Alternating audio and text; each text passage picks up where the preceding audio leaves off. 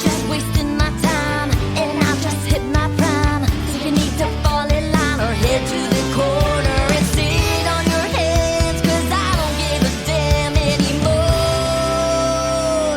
I'm heading out the door.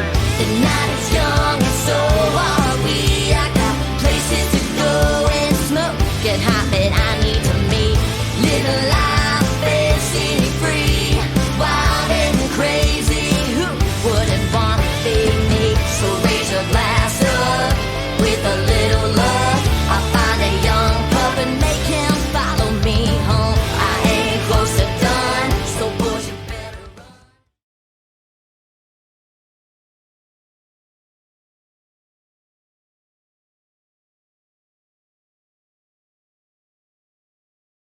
Muy buenas noches, amigos y amigas. Muy buenas noches. Bienvenidos a un programa más de Políticamente Incorrecto. Mi nombre es Gaby López y pues hoy tenemos el placer de tener aquí a un amigo nuestro, como es Luis Fernando Molina, quien está como candidato a la Asamblea Nacional y con quien vamos a hablar precisamente sobre este poder también del Estado, que es el Poder Legislativo, y la Asamblea Nacional, que es la institución que lo representa.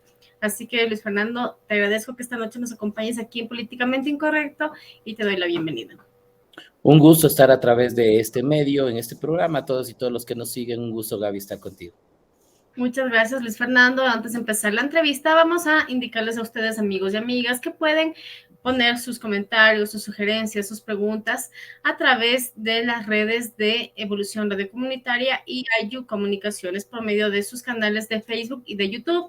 Así también nos pueden ayudar a crecer, también compartiendo la transmisión de este programa. Así que, Luis Fernando, no sé si tal vez nos puedes ayudar con una pequeña presentación de quién es Luis Fernando, más allá primero de la política.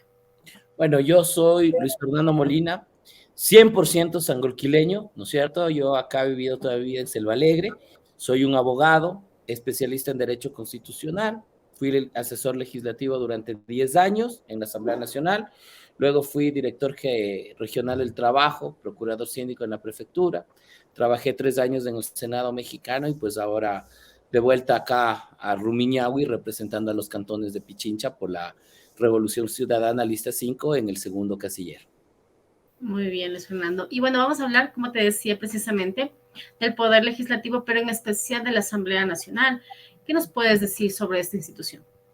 Bueno, la Asamblea Nacional, como todo parlamento, es quizás es el lugar más conflictivo y desprestigiado dentro de todas las democracias, porque quizás en el Parlamento se expresa la pluralidad de partidos y organizaciones políticas y la diversidad de la sociedad, pero creo que es un espacio de debate que permite precisamente, primero, legislar, ¿no es cierto? Y segundo, ejercer control político al Ejecutivo, y creo que dentro de ese rol la Asamblea Nacional ha jugado un papel preponderante. En algún momento la Asamblea Nacional llegó a tener un 60% de aprobación, ahora está con menos del 10%, entonces eso nos hace entrever que es necesario corregir algunos temas, que es necesario reforzar la agenda legislativa, pero sobre todo también pensar en los problemas del país y cómo a través de los procesos de legislación y de fiscalización vamos a trabajar por ello, ¿no? Por la seguridad, por el trabajo y por la reactivación económica.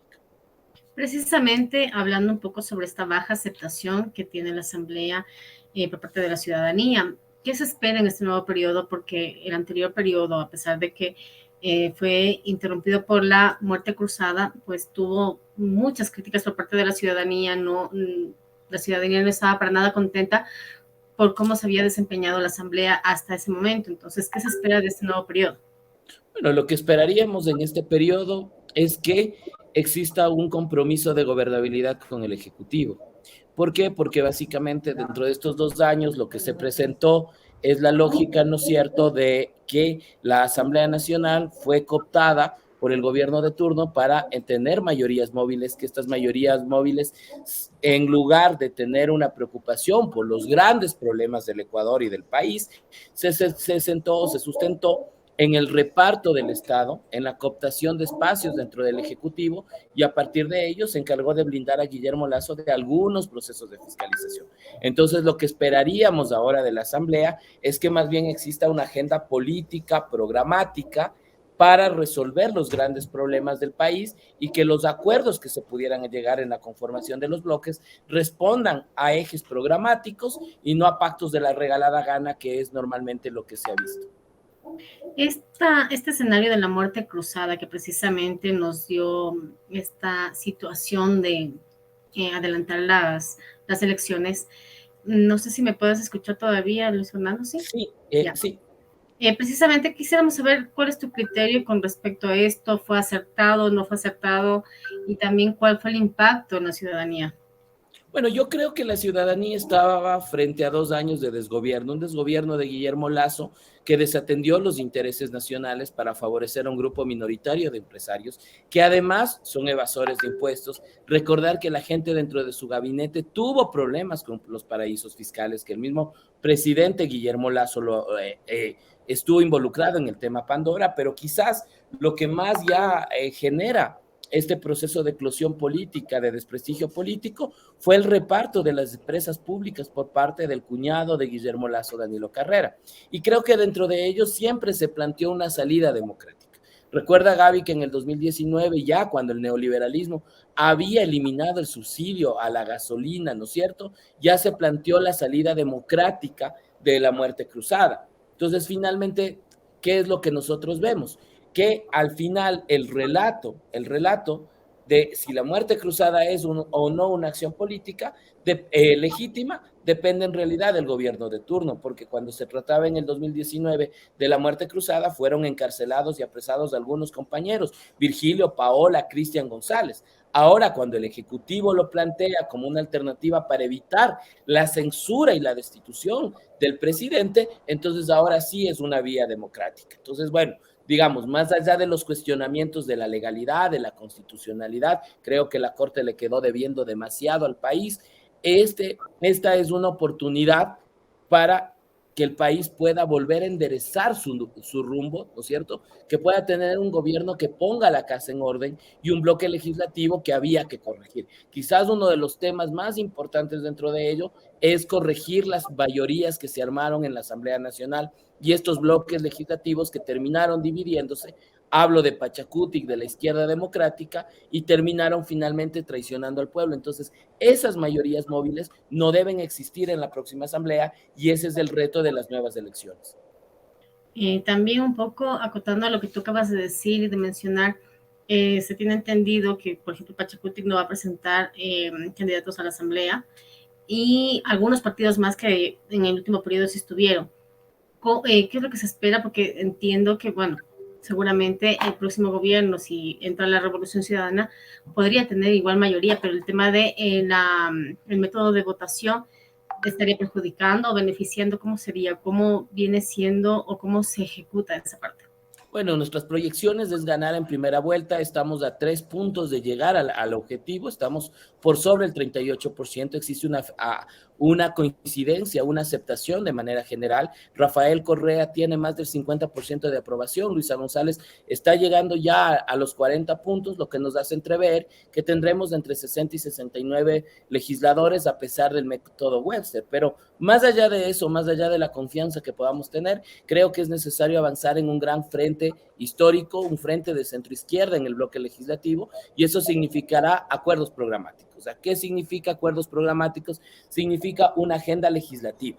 No apuntamos nosotros a generar mayorías móviles a través de la cooptación de las instituciones del Estado, a través del reparto de hospitales, sino más bien que las fuerzas progresistas de centro izquierda que quieran sumarse al bloque de la Revolución Ciudadana lo hagan por temas que son importantes. Por ejemplo, en las leyes o las reformas laborales que quedaron pendientes en la Comisión de los Trabajadores. Por ejemplo, la necesidad, ¿no es cierto?, de poder hacer reformas que mejoren la transparencia de la administración de justicia, entrar a procesos de fiscalización, por ejemplo, a lo que acaba de pasar hace semanas con la adquisición de los chalecos y el cuestionamiento al ministro Zapata. Hay temas que nos convergen a nosotros en el marco de lo que significa la reinstitucionalización del Estado y creo que eso es importante. La Asamblea Nacional, el presidente de la República, las instituciones le deben al país una respuesta, un proceso de creencia, y esa credibilidad solo puede darse a través de las acciones, a través de poner la casa en orden, a través de reactivar la economía, de generar empleo, y el empleo disminuye la inseguridad, la delincuencia, y a través de poder darle tranquilidad al país para volver a ser pioneros, uno de los países pioneros en materia de seguridad a nivel regional. Sí, Luis Fernando, también volviendo un poco de nuevo a la parte de la asamblea, como decíamos hace un momento también, que hay muy poca aceptación por parte de la ciudadanía. Y precisamente cuando hubo este escenario de la muerte cruzada, pues gran parte de la gente decía que era bueno, que pues el Estado se estaba ahorrando mucho dinero, sobre todo por los sueldos altos que siempre se dice que tienen en la asamblea. ¿Esto es así? ¿Funciona así o no funciona así? Mira, te voy a poner un ejemplo. En la última consulta popular se cuestionaba y se decía que había que reducir el número de asambleístas y quizás los que más en su momento resultaban afectados eran los compañeros migrantes que corrían el riesgo de perder de 6 representaciones a tener solo una y planteaban que era un ahorro de 15 millones de dólares. Pero mira, te digo, el ahorro es mínimo en un presupuesto general del Estado y me parece que esa iniciativa de reducción lo que hace es más bien consolidar un Congreso elitista, un Congreso de las grandes mayorías, de las grandes minorías, te diría tú, y de un proceso también oligárquico y elitista. ¿Por qué te digo? Porque gracias a la Constitución de Montecristi, puedo estar postulando para la Asamblea Nacional en representación de Cayambe, de Pedro Moncayo, de Rumiñahui y del noroccidente. Esto no era posible antes de la Constitución y todos los asambleístas de Pichincha salían del norte de Quito y la González Suárez.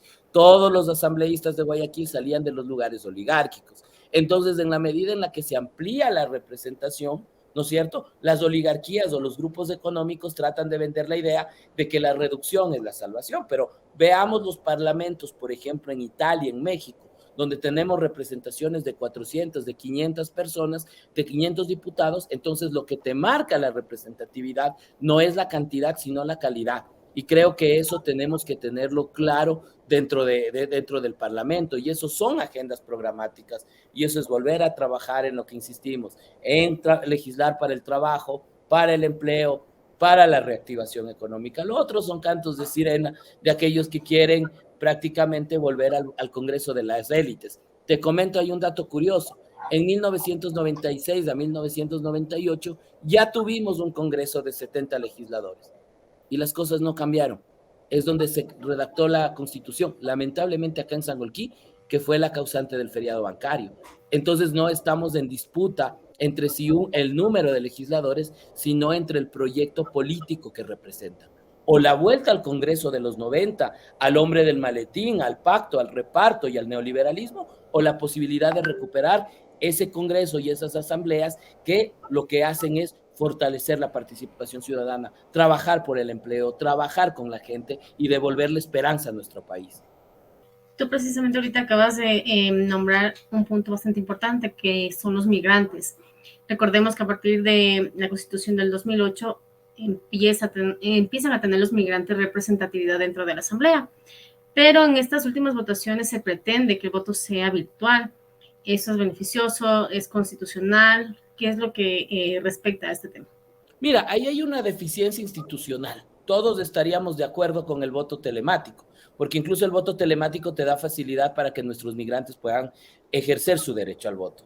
Pero ¿por qué te digo que es una deficiencia institucional? Porque cuando tú vas a Cancillería y preguntas cuál es el número de personas o de compañeros migrantes que están empadronados, ellos te dicen en Cancillería que son aproximadamente 400,000, cuando solamente en la zona, valga la redundancia, triestatal, que es Nueva York, New Jersey, Connecticut, tenemos 800,000. Cuando vas al Consejo Nacional Electoral, te dicen que son 800,000 y las proyecciones hablan de 3 millones de migrantes, de compañeros migrantes. Entonces, una de las dificultades y las barreras que pone el voto telemático es que la institucionalidad no ha hecho una cosa que Mónica Palacios lo ha solicitado durante 2 años, que es el censo hacia los migrantes, que el INEC debía cumplir con su valor de poder establecer un censo para el exterior, para poder saber cuántos compañeros compañeros migrantes son en realidad. Y cuando tienes una migración además informal, de más de 800,000, dicen las cifras, que son muchos jóvenes que han salido en estos 2 años por la selva del Darién y que han fallecido también en la frontera con México o que están en el plano de la informalidad, entonces entiendes que el Estado como tal no ha sabido dar una respuesta. Ahora esperamos que esto pueda en la medida de lo posible, reducir el margen de error y que puedan ejercer su derecho al voto. Y yo creo que ahí no hay que tenerle miedo a la posibilidad de seguir teniendo nuestras representaciones, porque nuestros representantes migrantes son la voz de quienes aportan con más de 5 puntos al Producto Interno Bruto, ¿no es cierto?, para la reactivación económica, para el presupuesto general del Estado. Es una justa retribución para lo que los migrantes ayudan al mantenimiento de la dolarización. Así es, Luis Fernando. Vamos a ir a un pequeño corte, amigos y amigas, y regresamos enseguida con Políticamente Incorrecto para seguir hablando con Luis Fernando Molina, quien es candidato a la Asamblea por la Revolución Ciudadana, y seguiremos hablando sobre la Asamblea Nacional. Así que no se desconecten y regresamos enseguida.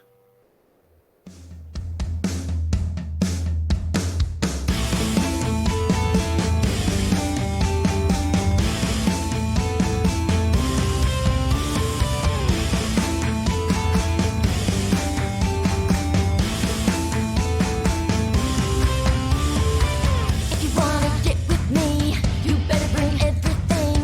'Cause baby, I ain't plan B. I'll chew you up and spit you out. What's a girl got to do to get through to you? Do I need a hand out clues? 'Cause you're just lost in the crowd. Eyes up here, boys. I'm tired of the games, done going down in flames. So go back the way you came if you ain't here to commit. You're just wasting my time, and I've just hit my prime. So you need to fall in line or head to the corner and sit on your hands. 'Cause I don't give a damn anymore. I'm getting out the door. The night is young and so are we. I got places to go and smoke. ¿Cómo estás? Mi nombre es Ronald Fernández. Quiero invitarte a que nos acompañes en los nuevos proyectos que Evolución Radio Comunitaria está desarrollando. Queremos que tú seas parte de todos estos proyectos y que los emprendedores sean la parte fundamental de estas actividades. Así que queremos invitarles a que participen en todas nuestras actividades y que no se pierdan los próximos programas. Los esperamos. 'Cause here I come, I'm going out with my lipstick on.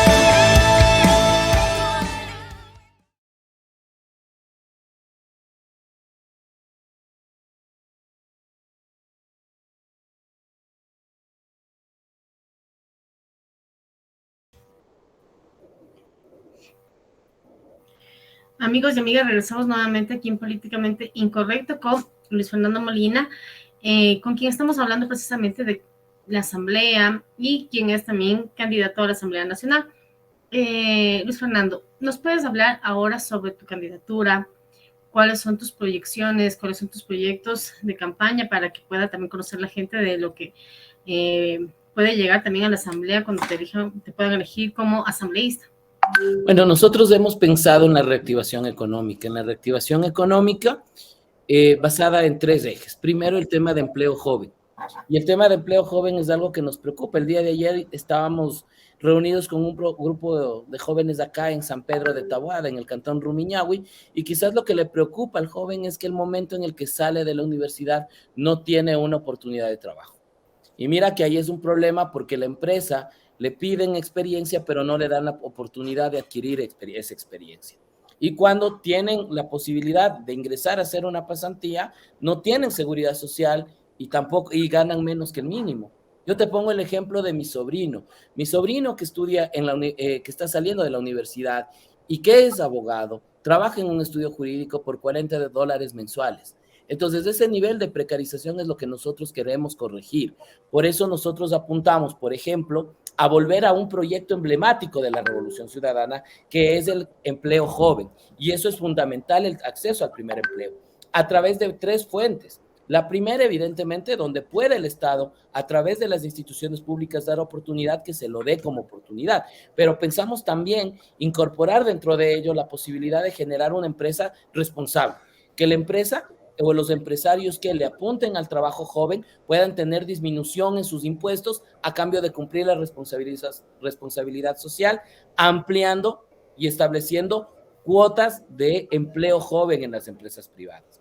pero lo más importante, tenemos que pensar también en que nuestros jóvenes pueden ser emprendedores, que pueden tener sus propios negocios. Y para eso lo que pensamos es que a través de los fondos no reembolsables de la cooperación internacional puede existir una bolsa, ¿no es cierto?, una cierta cantidad en la banca pública que le apueste a créditos a los jóvenes, a bajos intereses, pero que lo que pueda hacer también es un seguimiento, porque al joven lo que le interesa es que su negocio crezca, que su negocio tenga estabilidad, y para eso necesitan que durante los primeros meses tengan un seguimiento y una asesoría por parte de Banecuador, y que posteriormente, cuando ya el negocio esté estable, puedan entonces ahí sí tener a bajos intereses que retribuir o comenzar a pagar, porque de lo contrario, tú tienes a jóvenes que les entregas una cierta cantidad de dinero, pero si no saben cómo comenzar, si no tienen una asesoría para el seguimiento de su negocio, entonces es imposible. Por tanto, eso nos vamos a enfocar en el tema del trabajo joven.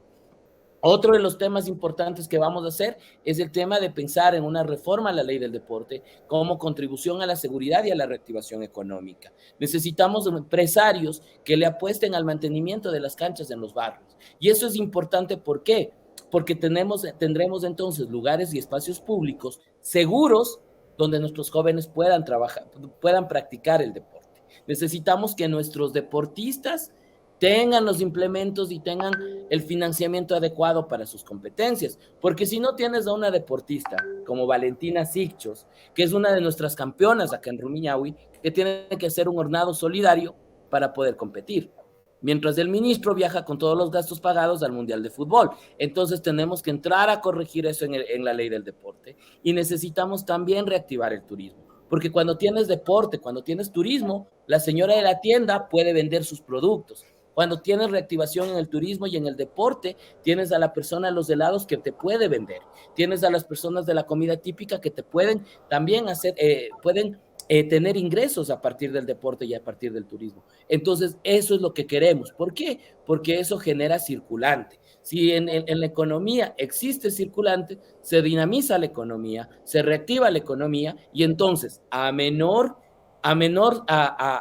número de empleo, o a menor índice de desempleo, mayor seguridad, menor delincuencia. Hay que trabajar en ello. Muchos creen que el porte de armas es la solución para la inseguridad. No, hay que trabajar en disminuir las desigualdades, en generar empleo, en reactivar la economía para tener espacios seguros, para poder contribuir a lo que significa una política pública de seguridad integral. Luis Fernando, tú fuiste también asambleísta alterno, si no tengo mal entendido. ¿Cómo fue tu experiencia como asambleísta alterno? Bueno, mira, desde la alternancia hay gente que te dice que no se puede hacer política, y yo creo que demostré durante los 4 años que se puede hacer política. Yo me principalicé en más del 50% de las sesiones, y creo que ahí hicimos un trabajo interesante.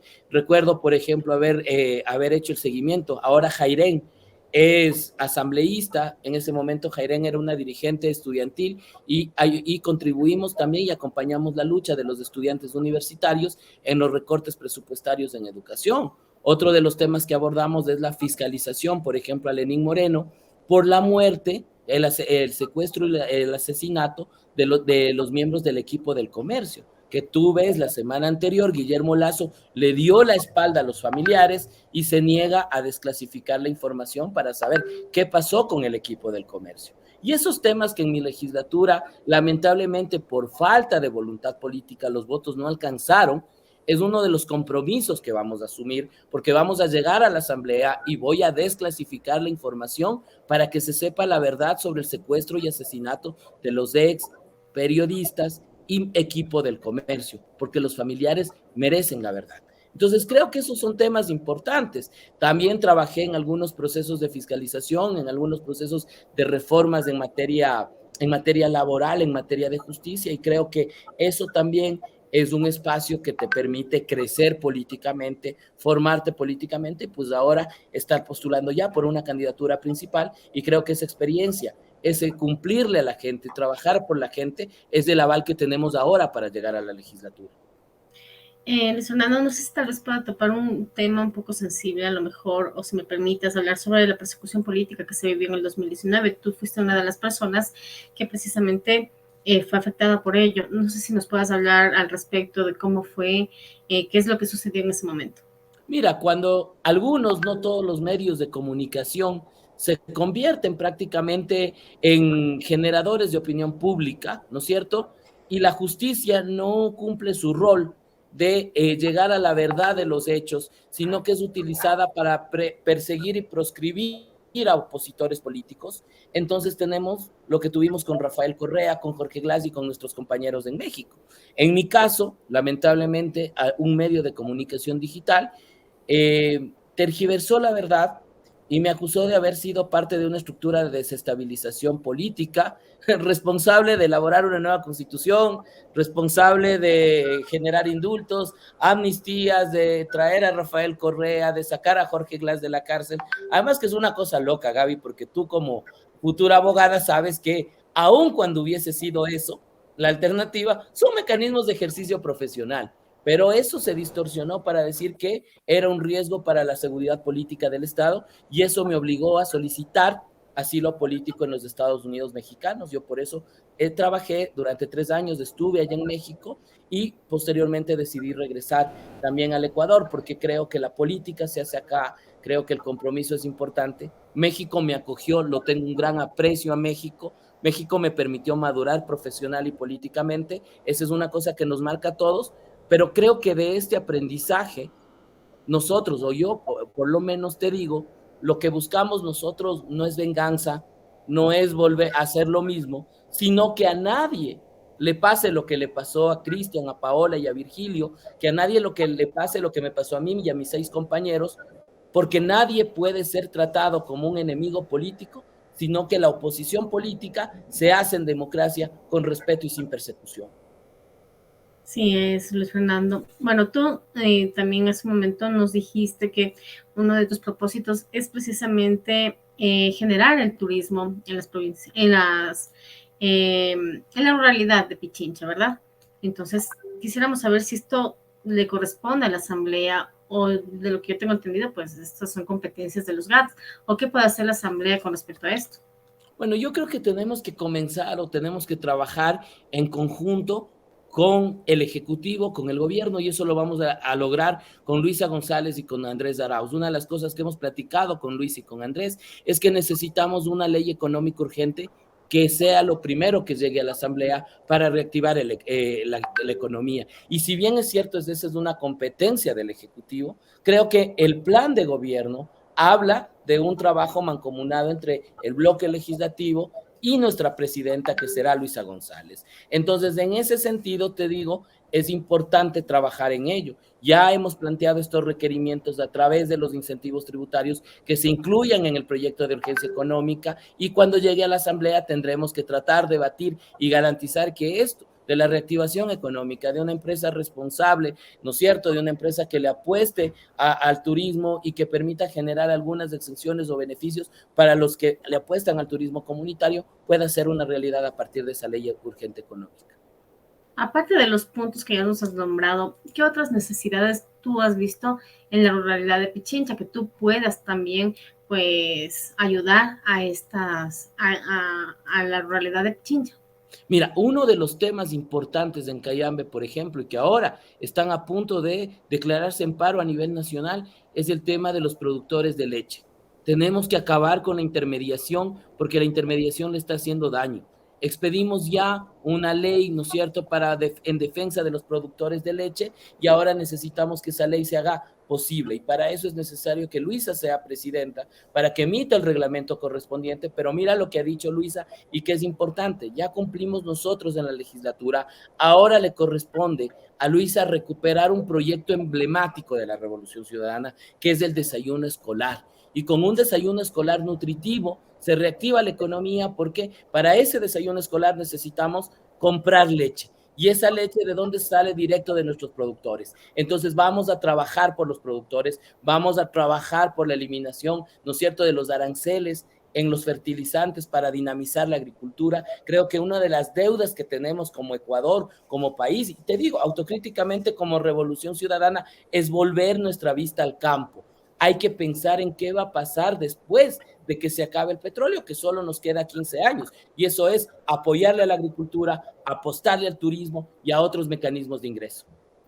Muy bien, Luis Fernando. Y pues también quisiéramos saber tal vez cuál es tu opinión con respecto a la violencia que empieza a surgir cuando hay elecciones. Me refiero a esa violencia política por la contraposición de ideologías y pues precisamente siempre hay como que se divide el país. ¿Qué podrías tú decirnos al respecto de esto? Mira, esto es el tema de la violencia, y yo te diría más bien de la violencia política de género, mi solidaridad con Luisa también, con lo que algunos periodistas también ejercen violencia política de género, es algo que debe erradicarse. La política debe vivirse en democracia, debe haber el respeto, y la diversidad de pensamientos no te genera enemigos políticos, te genera oposiciones políticas. Y eso te permite que la base del debate deba ser principalmente el respeto a la diversidad de pensamiento.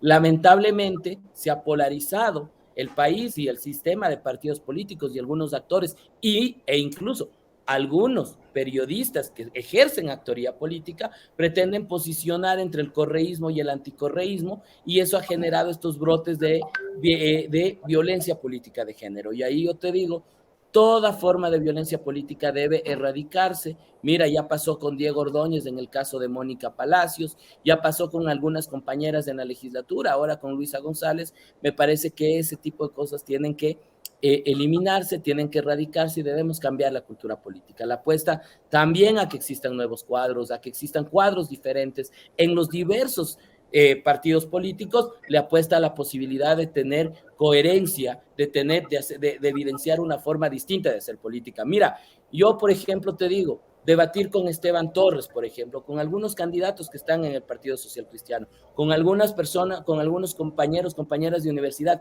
que están en otras organizaciones políticas, disputando como yo una curul en el legislativo, solo te da muestra que si llegamos en eso, vamos a tratar de cambiar y vamos a cambiar esa cultura política. Porque, digamos, esa forma distinta lo vamos viendo. Con Esteban podemos discrepar en algunos puntos, pero siempre existe un respeto, y creo que eso tiene que evidenciar este nuevo momento que debe tener la política en el Ecuador. Para terminar la entrevista, Luis Fernando, ¿qué les dirías tú a nuestros amigos y amigas que te están viendo y que pueden votar por ti para que elijan en la papeleta a Luis Fernando Molina? Bueno, yo le diría que somos parte de un equipo, pues somos parte de la lista 5 de la Revolución Ciudadana, de los que hemos trabajado con ustedes y de los que no le hemos defraudado, que nuestro proyecto político es recuperar la patria, que es salud, bienestar, educación, trabajo y empleo, que eso ya lo hicimos durante 10 años, que ahora está destrozada los sistemas públicos y que nosotros tenemos que recuperar, pero que de por medio están dos modelos de Estado. El modelo de Estado que quiere eliminar la seguridad social, que quiere condenar a nuestros jóvenes a una jubilación de $200, el que quieren privatizar y desaparecer la salud pública, que no le apuestan a la educación, y por el otro lado está un proyecto político que va a recuperar la patria, que va a generar fuentes de trabajo para nuestros jóvenes, que va a recuperar un sistema de salud pública, que nuevamente nuestros jóvenes van a ir a las mejores universidades del mundo a recibir conocimiento y a ponerlo en práctica aquí en nuestro país. Nosotros creemos en los empresarios que no evaden impuestos y tenemos que protegerlos también para que la industria nacional pueda desarrollarse. Eso es lo que queremos hacer en los cantones de Pichincha, queremos hacer por Pichincha, y por eso estamos aquí representando a la Revolución Ciudadana en el distrito número 4. Muchísimas gracias, Luis Fernando Molina, por acompañarnos esta noche aquí en Políticamente Incorrecto. Te agradezco que nos hayas acompañado y pues muchas gracias. Espero que haya sido de tu agrado la entrevista. No sé si nos quieres decir algo más, tal vez.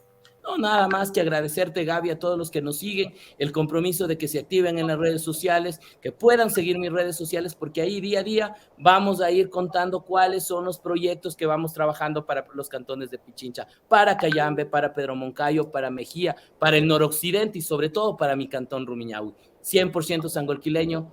El próximo 20 de agosto, todito, lista 5. Muchísimas gracias, Luis Fernando Molina, y muchas gracias a ustedes, amigos y amigas, por acompañarnos este lunes en Políticamente Incorrecto. No se olviden de compartir esta transmisión de los canales de Facebook y de YouTube de Evolución Radio Comunitaria para nosotros poder crecer como medio comunitario. Así que nos vemos el próximo lunes a las 21:30 y les agradezco que nos hayan acompañado ustedes también. Muchas gracias y una buena noche.